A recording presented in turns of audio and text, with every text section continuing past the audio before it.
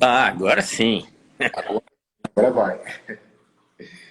O pessoal está entrando aqui na live. Então, pessoal, eu estou aqui com o Dr. Wilson Grassi. Ele é médico veterinário, vem como candidato a deputado federal por São Paulo pelo Partido Verde. E aí hoje a gente vai bater um bate-bola aqui, conversar sobre algumas coisas. E quem quiser fazer alguma pergunta, na medida do possível, a gente vai também tentando, eu vou encaminhando para o Dr. Wilson tentar responder. Dr. Wilson está à frente do grupo Anclivepa e participou do projeto de construção de 12 hospitais públicos veterinários no Brasil. Dr. Wilson, boa noite, muito obrigado por aceitar o convite. Eu que agradeço, Cris. Obrigado de coração a oportunidade de bater um papo com você e com o pessoal da Alvorada e com a tua turma toda aí. Obrigado. Então, o senhor tinha um sonho de ser candidato desde 2008. E algumas coisas, pessoas impossibilitaram esse processo, né? Algumas coisas aconteceram ao longo desse caminho. Eu queria que o senhor contasse um pouco sobre essa trajetória desde 2008, lógico que brevemente, até hoje. Quais foram os motivos que só agora, em 2022, o senhor chegou a ser candidato pelo Partido Verde? Cris, primeiro eu queria te pedir, cara, não chama de senhor, não. Sabe por quê? Depois que a gente passa dos 50, você está longe disso aí, mas um dia você vai chegar lá. Depois que a gente passa dos 50, a gente fica numa paranoia com esse negócio de idade. Aí chama de senhor, cara, já dá, já bate uma depressão. Então me chama de Wilson, por favor. Tá bom? Beleza. Tá bom, cara. Eu posso falar você pode perguntar o que você quiser, eu vou responder o que você quiser. Mas já que você já começou falando da política, por que que eu esperei 15 anos? Foi bom e foi ruim, né? 15 anos é tempo pra caramba, né? Mas por outro lado, eu participava de um grupo político, né? E a gente costuma dizer que na política tem uma fila. Então você entra lá no fim da fila e você espera anos para chegar a tua vez, né? Porque essa fila é medida em eleições, né? Então eu esperei 15 anos, que eu acho que é um tempo razoável que eu fiquei na fila. E agora eu falei, não, agora é minha vez, né? E aí tô brigado com todos eles, porque eles acharam que não era. E aí eu tive que entrar na marra no meu lugar aí. Mas o porquê que foi bom? Foi bom, cara, porque eu me preparei pra caramba, sabe? Nesses 15 anos, eu trabalhei tanto, aprendi tanta coisa, toquei tanto projeto, me desenvolvi como ser humano, me desenvolvi como profissional, me desenvolvi como empresário, como gestor de projetos, que é o que eu acho que eu sou na verdade. Então, eu acho que foi bom eu esperar 15 anos para pôr a cara, porque se eu for abençoado a ponto de ser eleito, eu acho que hoje eu tenho condição de ser um bom deputado, cara. Eu acredito fielmente nisso. Além de que, tem uma coisa muito importante nessa história aí. Eu não estou entrando na política ou sendo eleito duro, precisando ganhar dinheiro. Isso aí eu já fiz meu pé de meia, entendeu? E posso até me aposentar se for o caso. Então, é até legal isso aí também, porque você entra na política, porque se você entra, os caras que entram duro na política, às vezes ficam num desespero lá de ganhar dinheiro. Eu estou entrando com a vida já relativamente feita, então eu posso entrar para trabalhar para o país e tirar algum sentimento benéfico para mim de satisfação disso, entendeu? Tem alguns candidatos meio que roubando aí a autoria da construção da projeto de construção do hospital público veterinário no Brasil e no mundo, né? Porém, a gente sabe que essa história não é bem verdade. Queria que o senhor contasse para a gente um pouco desse processo aí de construção. Hoje são 12 hospitais, né? Que o senhor contasse um pouco desse projeto aí, desde o primeiro até o dia de hoje, como que foi essa expansão e como que as pessoas estão tentando se intitular, né, desses projetos. Cara, você sabe que um pouco disso a culpa é minha, porque eu acho que eu fui muito importante na implantação desse projeto, né?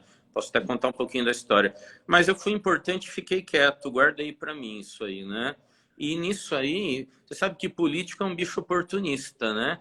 Aí todo mundo eu fiz, só que aí chegou esse ano, cara, Aí eu não aguentei, não. Se não tinha 20 pessoas falando que fez, só que quem carregou o fardo lá atrás, né? E por algumas coisas paguei um preço caro, por isso fui eu, entendeu? Aí esse ano eu fiquei bem pé da vida, falei, não, quer saber? Eu vou falar para o mundo inteiro que fui eu que fiz esse negócio aí.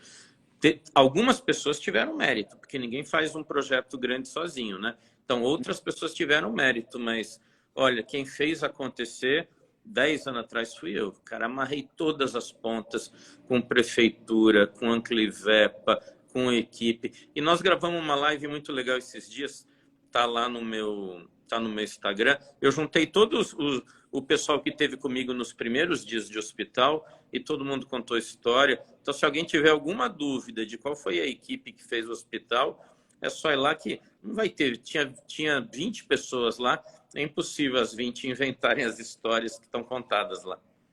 Sim, sim. Eu já estou me policiando, você. Você fala que algumas pessoas tentaram aí caçar a sua candidatura, né? E por você incomodar, né? Aí você fala nomes poderosos na política. Por que você acha que a sua candidatura incomoda tanto assim, Wilson? Cara, porque eu acho que algumas pessoas vão votar em mim. Eu acho, sinceramente, pelo que eu recebo de apoio, de mensagem do WhatsApp, pessoas que me encontram na rua, eu acho que muita gente vai votar em mim. Só que você só pode votar para um candidato a deputado federal, né? Então, se eu tiver a honra, Cris, de contar com o seu voto, você não vai poder votar em outros 2 ou 3 que a elite quer que ganhe, entendeu? Então, falou, pô, o Wilson é um cara que incomoda, é um cara que vai atrapalhar, vamos fechar todas as portas para ele. Só que, pô, para que serve uma eleição se não é para respeitar a vontade do eleitor, né? Então, quem tem que decidir quem vai ser eleito não é o dono do partido, que aliás, partido não tinha nem que ter dono, né? Quem tem que decidir quem vai ser eleito é a sociedade, é o cara que vai lá e vota, né? Agora não, isso atrapalha esse, atrapalha aquele, vai prejudicar o outro. E aí começaram a fechar a porta, mas cara, eu sou chato, Cris. Para um negócio não dar certo para mim, é porque não era para dar mesmo. Porque enquanto tem um fio de esperança, eu vou e resisto e bato na porta. E eu acabei indo na justiça e, graças a Deus, os juízes me deram esse direito de estar com o meu número na urna lá, o 4330, domingo, não esse o outro. Quem for lá e confiar em mim, pode digitar meu número, que por enquanto eu estou levando essa briga aí. 4330, né, doutor Wilson? Só para repetir o número. O senhor afirma, perdão, você afirma em uma live que tem muitos amigos e inimigos também, eu acredito que ex-amigos, que considera o senhor uma... Perdão, me perdi aqui. Essas questões, né, de brigas ou de pessoas que não quiseram que o senhor fosse candidato, e o senhor menciona aí algumas brigas, né, dentro do partido. O senhor se considera uma pessoa com uma personalidade muito forte, uma pessoa de difícil socialização ou apenas firme nas suas convicções? Cara, que pergunta profunda. Eu vou ter que discutir com a minha psicóloga. Isso aí. Que pergunta profunda, cara. Não sei nem responder agora. Cris, obrigado, cara. Foi uma das perguntas mais inteligentes que me fizeram nos últimos meses, que eu não sei nem como que eu vou responder isso aí. Eu acho que eu não sou difícil. Tipo, aqui dentro da minha casa, eu sou mó bonzinho com todo mundo e tal, né? Agora, no profissional, não é que eu sou ruim, mas isso aí, cara, acho que eu tenho 52 anos, posso dar um conselho para você e para outras pessoas mais novas que estiverem me ouvindo. No profissional, para ter resultado, você tem que ser um mala tinhoso, assim, sabe? Você tem que ir com convicção, batalhar, não desistir. No profissional, você tem que ser foda. Se você for muito bonzinho no profissional, cara, não chega a em lugar nenhum. Muitas vezes eu pergunto aí pro pessoal, tá, fala um bonzinho, sabe aquele cara legal, bacana, fala um bonzinho para mim que tá bem.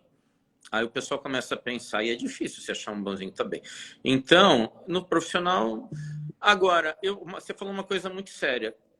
Eu erro, como todo mundo, mas quando eu erro, cara, eu abaixo a cabeça, peço desculpa, abaixo a cabeça e vou lá para o final da fila e começo tudo de novo. Agora, se eu acho que eu estou certo, e nesse caso eu acho que é um direito meu, cara, eu vou até o... Sabe aquele ditado lá, você vai estar no inferno, abraça o capeta? Eu, se eu estou certo, eu vou até o final, entendeu? E ser eleito deputado federal, no próximo domingo, sem ser esse ou outro, o senhor já tem em mente qual seria uma das primeiras medidas como parlamentar? Cara, eu vou ser bem sincero, Cris. Eu acho que a minha primeira medida é aprender a jogar o jogo deles e a tocar a música que eles tocam lá, porque tem mais de 500 caras lá. A hora que chega alguém lá achando que é alguma coisa, os caras derrubam na hora, entendeu? Então, a primeira coisa que eu vou fazer lá é chegar, entender qual que é o jogo, mas depois que eu entender, cara, eu trabalho para os animais e para as pessoas faz quase 40 anos, né? Então, o que eu posso prometer, fora os 40 que eu já trabalhei, eu prometo mais 4 anos de trabalho, porque quando você trabalha para o cachorro e para o gato, você trabalha para a família dele também, né? Quando você monta um hospital público e atende de graça um cachorrinho com a pata quebrada, você não está fazendo um bem só para o cachorro, porque aquele cachorro, no mínimo, tem o chefe da casa, que às vezes não tinha grana para pagar aquela conta, tem o filho que estava sofrendo de ver o cachorro, que às vezes é o melhor amigo da criança, é o cachorro sofrendo. Então, o que eu posso prometer é trabalhar muito. Eu não quero chegar prometendo, vou fazer isso, vou fazer aquilo, porque você sabe como que é o jogo no Brasil, ainda mais entre os poderosos, né? Então, eu não quero prometer um negócio e não cumprir. Mas eu prometo que eu vou trabalhar muito, isso eu posso prometer. Agora eu vou polemizar um pouco o negócio aqui. Vai começar, pô. Então nem começou a polêmica. Não, nem começou ainda. Agora é uma questão de opinião, né? Uma opinião, enfim. A gente percebe hoje no Brasil que política e religião têm se misturado muito, né? Eu queria saber de você qual a sua visão em relação a esse momento político que a gente vive, essa mistura de religião com política enfim, saber do seu posicionamento em relação a essa questão. Porra, Cris, você só faz pergunta foda, cara. Eu tô gostando dessa entrevista aqui. Tô gostando mesmo. Parabéns. Primeira coisa que eu quero falar é que eu não sou religioso, cara. Eu não sou religioso. Se você perguntar para mim, então, religião eu não tenho nenhuma. Isso eu posso afirmar com certeza. Se você perguntar para mim se eu acredito em Deus, eu não tenho uma resposta precisa para isso. Porque quando eu olho para baixo, eu não acredito. Se eu olho para baixo, vejo uma criança com câncer, vejo um cachorro furando um saco de lixo porque não tem nada para comer. Quando eu olho para baixo, eu não acredito em Deus. Mas quando eu olho para cima, aí vejo o sol, as estrelas, a Via Láctea, a galáxia, eu falo, caramba, como que um negócio desse pode existir, né? Se alguém não fez essa engenharia. Então, primeiro, a minha religiosidade, ela está em dúvida para mim mesmo. Se eu acredito ou se eu não acredito em Deus. Em religião, na boa, não acredito em nenhuma religião. E não vou mentir, não. A mistura disso com política, cara, eu acho que a política é uma coisa que devia existir para pôr dinheiro no bolso da pessoa. Eu acho que um político, que em última instância quem manda no país é quem administra o país, devia trabalhar para pôr dinheiro no teu bolso e no meu bolso, para que você possa comprar suas coisas, eu comprar as minhas. E, cara, eu sou um libertário. Eu acho que eu prego a liberdade, sabe? A liberdade de você fazer o que você quiser, inclusive de você seguir as crenças que você quer seguir, né? De você seguir a opção sexual que você quiser, você se vestir do jeito que você quiser. Tem aquela música do Raul Seixas, se você quiser tomar banho de chapéu, né? Escutar Carlos Gardel. Então, eu sou a favor da liberdade total. Mas eu não acho que a religião de cada um tem que misturar com a política. Eu acho que o político tem que gerir o país para que você tenha dinheiro, né? Claro que você precisa trabalhar também para ter dinheiro, então você tem que ter oportunidade de ganhar dinheiro. E cada um segue a sua religião. Eu acho que não tem que ter o Estado não tem que pregar nem impor religião para ninguém. Perfeito. Você falou aí meio já que tangindo o assunto, então ia ser o último, mas eu vou colocar na frente, já que você teve alguma questão aí sobre ideologia de gênero. O que você pensa a respeito, porque hoje tem sido discutido muito isso na política, né? Tem assuntos, eu acho que isso é uma opinião minha, que estariam na frente, mas muitos políticos ainda discutem muito sobre ideologia de gênero. Queria saber o posicionamento, o pensamento que você tem em relação a essa discussão dentro da política. Ô, Cris, outra pergunta boa, cara. Você tem que ir para televisão com esse teu programa que você manda muito bem, cara. E você vai é cirúrgico, né, nas perguntas. Obrigado.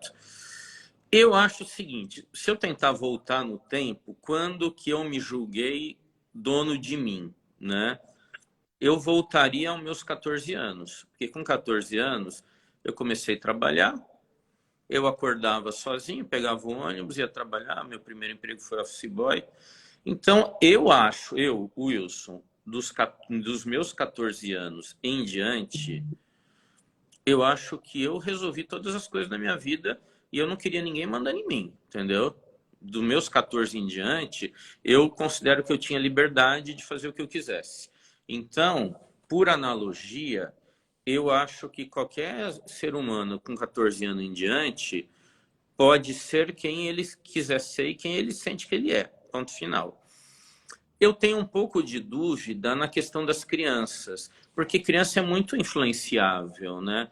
Eu não saberia dizer para você o que a gente deve fazer, porque quando você fala em ideologia de gênero, o que eu ouço muito é pregação dentro da escola, né? Eu não sei quanto que a gente pode ou deve influenciar uma criança de 7 anos de idade. Não sei. Eu acho que ela tem o direito de ser quem ela quiser. Mas eu acho que isso devia nascer de dentro dela e não ir vir de fora, né? Agora, eu acho que a gente tem que pregar uma escola que respeite os caminhos de todo mundo, seja que caminho for, né? Mas eu não gosto de ninguém fazendo a minha cabeça e nem fazendo a cabeça dos outros, né? Você vê, você sabe que eu não consigo, cara, assistir, eu não consigo ler mais nada hoje em dia. Eu não consigo assistir um jornal, não consigo ler um livro, porque a impressão que eu tenho é que tá todo mundo querendo fazer a sua cabeça para alguma coisa, entendeu? Então, eu acho que a escola não devia fazer a cabeça de ninguém para nada, mas, por outro lado, deveria respeitar profundamente a essência de cada um. Perfeito. Então, o tema que eu ia falar depois do política e religião seria um tema aborto. Né? Algo muito discutido também, de importante relevância para a sociedade. Queria que o senhor falasse um pouco, que você falasse um pouco a respeito desse tema, o seu posicionamento. Outra pergunta difícil, mas eu agradeço a oportunidade de responder. Eu acho que deveria, eu acho que a ciência deveria definir quando começa a existência de um ser humano. Porque, por exemplo, um feto de 7 meses, de 8 meses, eu não tenho dúvida que é um ser humaninho, um feto de 8 meses. Então, eu acho que, claro que eu sei que também ninguém faz aborto aos 8 meses, né? Supostamente não faz. Então, eu acho que abortar um feto de 8 meses é uma coisa assim meio cruel e injusta. Eu sou contra. Mas, por outro lado, eu acho que 2 células, de 2 vai para 4, né? De 4 células vai para 8, de 8 vai para 16. Eu acho que com 16 células não é um ser humano. Eu acho. Porque, bom, uma vaca deve ter 1 trilhão de células e a gente mata essa vaca para comer, né? Com 1 trilhão de células. Eu acho que um feto de 16 células, eu não acho que seja um ser humano. Então, eu respeitaria essa questão do aborto, mas eu acho que precisa a ciência precisa dizer, ó, a partir de tantas semanas tem cérebro, tem sistema nervoso, hipoteticamente pode ter consciência, né? Em que momento um feto tem consciência? Não é só no dia que nasce, é um pouco antes. Talvez se a ciência conseguisse definir qual é esse momento, estou falando hipoteticamente agora, esse momento é 3 meses. Então, de 3 meses para trás, ok, de 3 meses para frente, não. Mas acho que precisava definir um período aí, entendeu? Sim, sim. Você vindo como candidato pelo Partido Verde, inevitavelmente essa pergunta cai. Legalização da maconha, qual o seu posicionamento? Cara, eu posso até perder uns votos agora aí, mas eu de vez em quando fumo maconha, recreativamente. Recreativamente, né? Então eu não posso ir de vez em quando fumar e querer que isso seja proibido. Eu não consigo entender por que isso é proibido. Por quê? Você quer tomar um uísque? Você pode, né? Mas você quer fumar um cigarro normal? Pode. Você quer fumar um outro tipo de cigarro? Não pode. Eu sou totalmente a favor. Me fala um país no mundo que ganhou a guerra contra as drogas. Eu não conheço nenhum país que ganhou a guerra contra as drogas. Bom, só que por conta das drogas se mata, né? Logicamente, tem todo um mercado clandestino, tem violência, tem morte, tem prisão. Cara, mas eu acho o seguinte, se o indivíduo quer fumar, é ele que fuma. Se ele quer beber, é ele que bebe, né? Então, eu acho até que seria uma grande oportunidade para o governo legalizar, cobrar imposto e, com esse imposto, subsidiar ações sociais, né? Porque uma coisa, nós estamos falando aí nós estamos falando de maconha, que é uma droga barata e etc, né? Mas quem consome a cocaína? É o pobre que consome a cocaína? Ao que me consta, é o rico, né? Eu não uso cocaína, mas pelo que eu ouço falar, que é o rico. Então, eu não consigo entender, cara, o governo... mas aí cai na mesma história da criança, né? Então você acha que uma criança de 10 anos pode ter acesso às drogas? Não, eu acho que uma criança de 10 anos não pode ter acesso à droga, nem a bebida, nem a álcool, nem a nada. Mas, pô, por que se um cara de 40 anos que trabalha, paga imposto, quer usar droga... Talvez até sob certas restrições, né? Não quero fazer isso em público e etc. Mas, cara, eu sou um libertário, entendeu? Sim, sim. Então, conversei aqui com... Tá bom demais, né, doutor Wilson? Tá legal o papo, muito Eu tô, bacana. cara, parabéns. Eu só queria saber se eu Pode, desapontei com pode a minha... falar. Eu queria saber se eu te desapontei com a minha resposta da questão das drogas aí. Desapontei, não? Você esperava alguma coisa? Não, não. A mim, pelo menos, não. Eu acho que alguns seguidores estão colocando sinalzinho assim. Eu acho que o pessoal também gostou da resposta. Conversei aqui com o Dr. Wilson Grassi, candidato a deputado federal por São Paulo, com o número, repete o número, Dr. Wilson, por favor. 4330. Pelo Partido Verde. O Então, partido é uma tranqueira. Esse Partido Verde é uma tranqueira, um bando de hipócritas da pior qualidade. Mas eu sou gente boa e eu falo a verdade, cara. Tô lá por um acidente do destino, mas não sei até quando eu vou ficar. Mas eu sou do bem, eu dou minha palavra para você. é isso aí. Bati um papo legal aqui com o Dr. Wilson, médico veterinário, está à frente aí do grupo Anclipepa. Queria deixar, Dr. Wilson, aí as considerações finais para esse bate-papo que a gente teve aqui, que foi bacana demais, e o pessoal pôde conhecer um pouco melhor sobre o candidato Wilson Grassi. Deixa aí as considerações finais, por favor. Cara, tá tão bom que por mim a gente falava um pouquinho mais, mas você quer que eu vá embora? Tudo bem. Cara, eu queria contar a história... Mas quanto tempo eu tenho ainda para contar umas histórias? Se quiser. Cara, eu queria que você perguntasse para mim, eu querendo mandar na tua entrevista aí. Não, pode falar, pode falar, pode falar. Eu queria contar como eu fiz a faculdade Anclivep e depois como eu fiz a Alvorada, porque você é aluno da Alvorada, né? Isso, sou aluno da Alvorada. Da veterinária, da enfermagem? Na verdade, eu comecei fazendo enfermagem no segundo semestre, aí, porque eu sou técnico em enfermagem. Aí, no segundo semestre, veterinária é uma coisa que eu sempre eu sempre quis fazer, mas não tive a oportunidade. Estou com 40 anos hoje, com os meus 22 anos despertou esse interesse e apareceu a oportunidade agora, no ano passado. Estou cursando o segundo semestre em Medicina Veterinária na Alvorada. Legal, parabéns. Eu queria contar como eu fiz as faculdades, mas antes de contar como eu fiz a faculdade, cara, eu queria contar como eu comecei minha carreira. Posso, resumindo? Sim, claro, deve. Porque o pessoal acha, às vezes, que as coisas caíram do céu, entendeu? E para mim não caíram, não. Eu fui buscar tudo, Cris. Então, fazer um breve resumo da minha vida. Eu fiquei órfão de pai com 3 anos de idade e a minha mãe ganhava salário mínimo, né?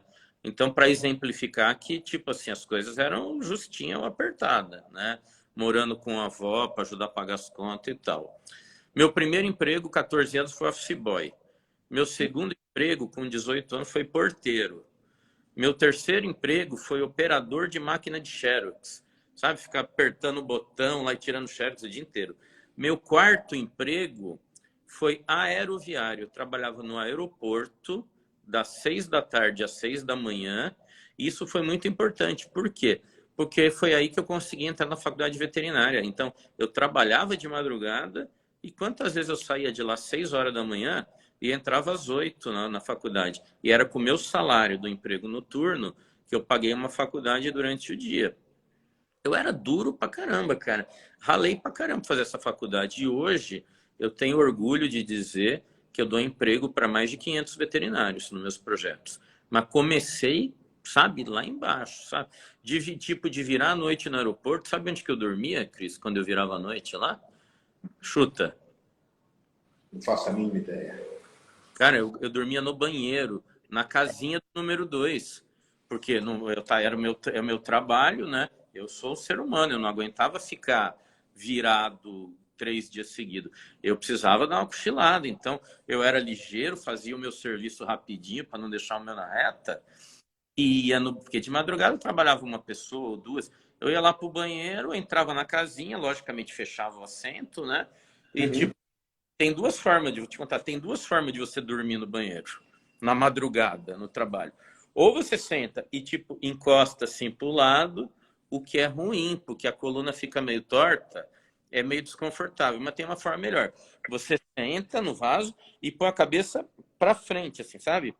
E aí você põe a parte aqui na porta, onde fica escrito aquelas bobagens lá. Você põe essa parte aqui, cara, foram vários anos, assim, dormindo dentro do banheiro para sair de lá, ir para a faculdade e às vezes assistir aula, sabe? Com o olho fechado, assim. E foi foda, não foi fácil não, cara, essa época aí.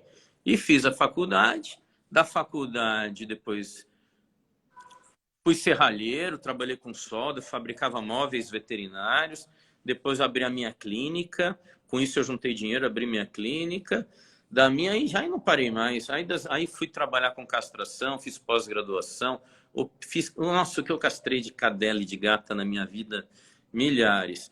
Fui trabalhar de assessor parlamentar, que quando eu comecei a entender como funcionavam as coisas na política, daí... Como candidato, né? Pensa que você está entrando agora na política, mas você já tem um histórico, né, doutor Wilson? De assessor parlamentar, enfim. Sabe por quê, Cris? A gente tem que bater na porta, sabe? Se você não bate na porta... E quais são as portas que têm grana? A política é uma delas, né? O mundo empresarial é outra, a política é outra. Então, eu sempre fui atrás, minha vida inteira. E aí, consegui fazer o primeiro hospital veterinário público do mundo. Depois disso, fiz um monte, né? Ajudei na implantação de... Eu não gosto de falar que eu fiz, porque é uma equipe grande que nós temos. Mas fiz 12. Agora, eu vou parar a história, vou voltar no tempo, que eu queria...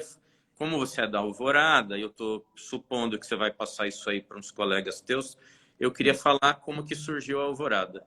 É até uma curiosidade que eu, como aluno da Alvorada, tenho. Então, ó, parei a história dos hospitais, voltei no tempo, voltei para 2016, mais ou menos, porque eu fiz primeiro a faculdade de Anclivepa, né? Aí eu era diretor da Anclivepa Associação. A Anclivepa Associação, naquela época, ela tinha muito curso de pós-graduação.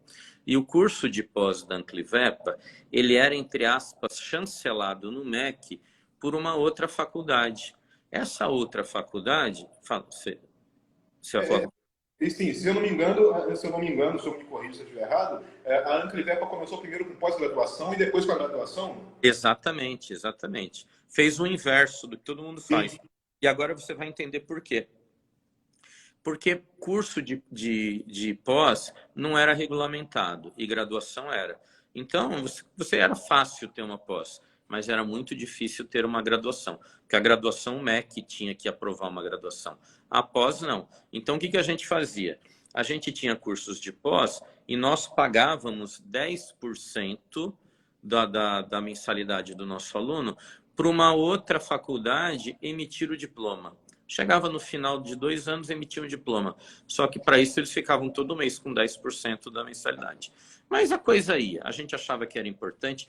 Até que um dia essa faculdade foi vendida para um grupo americano e o grupo americano falou, olha, agora eu não quero mais 10%, eu quero 40%.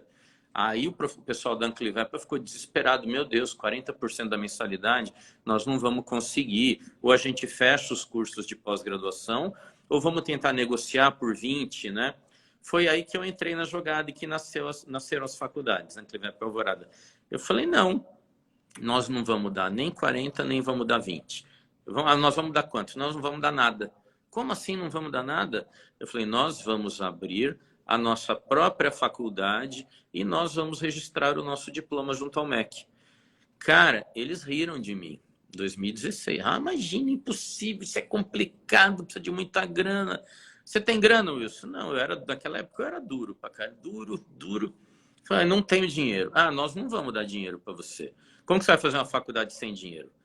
Eu falei, vocês confiam em mim? Eu posso usar o nome Anclivepa? Pode usar, mas não vamos te dar dinheiro. Eu falei, tá bom, então o que eu preciso agora? Eu preciso de dinheiro, né? Aí eu peguei e falei, eu vou vender pedacinhos dessa faculdade para os professores. Mas não existia nada, Cris, não existia nada. Existia apenas uma ideia na minha cabeça. Por que eu gosto de contar essa história? E você já vai entender. Eu quero tentar, com essa história, passar uma mensagem para todo mundo de que todo mundo pode tudo, cara. Todo mundo pode tudo. Olha o meu caso, duro, nunca fui um grande aluno, nunca fui professor, nunca dei uma aula na minha vida e tenho um monte de faculdade hoje.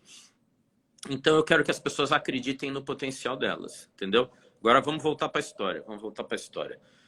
Parei uma professora lá no corredor da Anclivepa, falei, professora, nós vamos abrir uma faculdade e eu estou vendendo cotas. Cada cota custa R$22.000. A senhora pode me dar 1.000 por mês. A senhora me dá 1.000 por mês? Ela falou, não dou. Aí parei a segunda professora. Professora, eu estou vendendo cota, vou abrir uma faculdade. Ah, é? E onde está a sua faculdade? Eu falei, não, ela está aqui na minha cabeça, mas eu vou dar conta de fazer. A senhora me dá 1.000 por mês? Não dou. Cris, eu não desisti. Eu fui falando, até que teve uma hora, eu já tinha falado com um monte de gente, eu consegui vender a primeira cota. Uma professora acreditou em mim e falou, tá bom, eu compro. Não me deu 22, mas ela me deu 1.000, mas ela assinou um contrato comigo que ela ia me dar 1.000 por mês. Puta, beleza, vendi meu primeiro. O que eu fiz? Eu voltei na primeira professora que tinha falado não. Falei, professora, lembra que eu falei das cotas? A senhora não comprou, a outra professora comprou, daqui a pouco essas cotas vão acabar. A senhora vai ficar de fora do melhor negócio dos últimos tempos. A outra professora comprou? Comprou. Ah, então eu quero comprar também. Pegou, assinou o contrato. Aí vendi 2. Aí fui atrás do outro. Aí comecei. E quanto mais eu vendia, mais eu tinha argumento. E os caras falaram, nossa, esse negócio vai acabar. É melhor eu comprar logo. Cris, cara, quando eu parei para fazer conta, cara, eu tinha vendido 40 cotas já. 40 cotas de R$22.000 já dava R$880.000. Só que não era 880 mil é dinheiro hoje. Mas em 2016 era muito mais, né? Uhum. Em 2016 significava muito mais. Aí, uma parte interessante da história. Me ligou um cara e falou, você é o Wilson Grassi que vendeu uma cota de uma faculdade para minha mulher? Eu falei, sou. Então, eu sou contador, eu quero uma reunião com você. Eu estou indo aí. Eu falei, putz, ele é contador, agora ele vai querer os 22 mil de volta. Aí eu já falei, putz, se eu tiver que devolver para um, eu vou ter que devolver para todo mundo, vai matar o projeto. Aí o cara chegou lá e falou, ô, deixa eu ver o teu business plan. Eu falei, pô, o senhor não leva a mão, não, mas o meu business plan tá nesse guardanapo aqui, ó. Eu tô pegando 22 mil de todo mundo, vou juntar aí 1 milhão, aí eu vou alugar um prédio, vou comprar carteira, vou comprar projetor.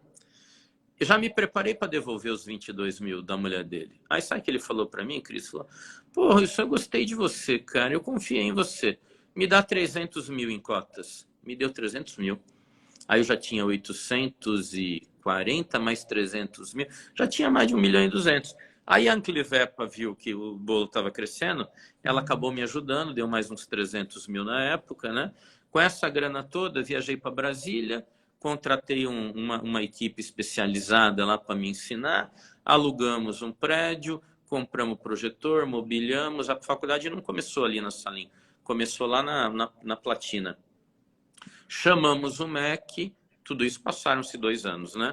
O MEC veio, confiou na gente e aprovou a nossa faculdade em 2017, se eu não me engano, né? E agora, ano passado, fechamos a primeira turma, né? Já hoje tem mais de 500 alunos. Bom, mas aí o que aconteceu? Foi um sucesso, esse projeto foi um sucesso. Mas aí depois eu parei para pensar, eu falei, pô, trabalhei que nem um cavalo, fiz um puta projeto legal, montei uma engenharia, captei grana, montei uma faculdade.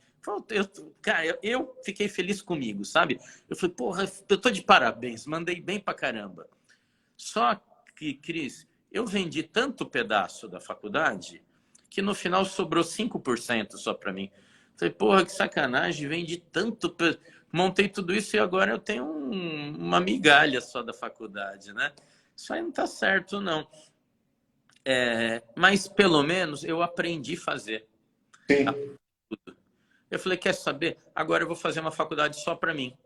E aí veio a Alvorada, porque aí eu já não precisava de grana, já tinha pego os macetes. Falei, não, agora eu vou fazer a faculdade Alvorada, que é só minha, ninguém já vou mandar do jeito que eu quero, vai ser da minha cara, não preciso dar satisfação para ninguém. Depois, aí eu montei a Alvorada e depois, com o tempo, ganhando dinheiro, e comprei os outros pedacinhos da Anclivepa, e hoje eu tenho a maior parte lá é minha. Mas, enfim, eu tô tudo essa volta para dizer que a Alvorada, ela nasceu meio que baseada na minha experiência de fazer Anclivepa, entendeu? Sim. E para mim, que sou aluno da Alvorada, é muito bonito ver o crescimento da universidade, a chegada de novos alunos e a referência que já é a Faculdade Alvorada. No início do semestre, começou uma turma nova lá, e não vou citar nome de outras universidades, de outras faculdades, mas lá, pô, que legal, aqui na Alvorada a gente tem um laboratório, na nossa faculdade a gente não tem. Enfim, ouvir isso, sendo aluno da Faculdade Alvorada, né, do Grupo Anclivepa, é muito gratificante e eu me sinto muito satisfeito em ser aluno da Faculdade Alvorada e desse grupo que é referência na medicina veterinária no Brasil. Cara, e vai ser muito mais, sabe? Vai ser muito mais, porque as coisas, elas, no começo, elas são difíceis, né? Eu fui aluno de primeira turma da Unip. Então, quando eu entrei na Unip, era a primeira turma. A gente sofreu, porque não dá para a faculdade começar pronta, mas ao longo dos anos foi tendo tudo. A Alvorada vai voar, a Alvorada vai voar. Daqui a pouco, pode ter certeza que você vai ter muito orgulho do teu diploma quando você se formar. E uma coisa que a gente procura fazer, que eu acho que é óbvio, mas tem que deixar claro, a gente tem foco em cão e gato e a gente tem foco em administração, porque não adianta você querer falar, vem estudar na Anclivepa, na Alvorada, que você vai ser bom em cavalo, vai ser bom em boi. Não, não vamos enganar ninguém. A nossa praia é cachorro e gato e é melhor ensinar. Em vez de você ensinar um pouco de cada coisa e o aluno não aprender nada, melhor você pôr um foco, um objetivo e formar um pessoal bom. Toda essa história, sabe o que eu queria falar? O que eu queria tirar disso é que, cara, todas as pessoas têm um potencial muito grande, mas para isso elas precisam acreditar, formar na mente delas o objetivo pronto e depois ir atrás, né? Porque você forma na cabeça, mas se ficar sentado em casa esperando, não acontece. Mas se você formar na cabeça e você for atrás, as coisas acontecem. Sim, claro, claro. Então é isso. Doutor Wilson, muito obrigado por até esclarecimentos que eu desconhecia. Fiquei aqui muito bem informado nesse bate-papo que a gente teve. Agradecer mais uma vez a sua participação aqui. E queria que você agora falasse aí novamente, doutor Wilson Graça, candidato a deputado federal com o número 4330. E no estado de São Paulo, né, que é o deputado federal, 4330. Na urna está escrito veterinário Wilson Grassi. Isso aí. Doutor Wilson, quer falar mais alguma coisa? Eu quero agradecer você. Eu acho que eu não quero correr o risco de falar que foi a entrevista mais legal que eu fiz, porque eu posso ser injusto com outros entrevistadores que eu dei, mas eu posso dizer com certeza que foi uma das entrevistas mais legais que eu participei e quero agradecer muito você. Você fez perguntas muito inteligentes e eu fiquei muito feliz de ter essa oportunidade de bater esse papo com você. Obrigado, doutor Wilson. Então, até o próximo domingo, sem ser esse o outro. E quem sabe a gente está lá nessa vitória aí. E mediante muitas outras questões que estão envolvidas, que você falou aqui na live, mas a gente espera aí um resultado final bem legal e satisfatório. Obrigado. Obrigado. Tudo de bom para você e para a tua família. Muito obrigado. Valeu.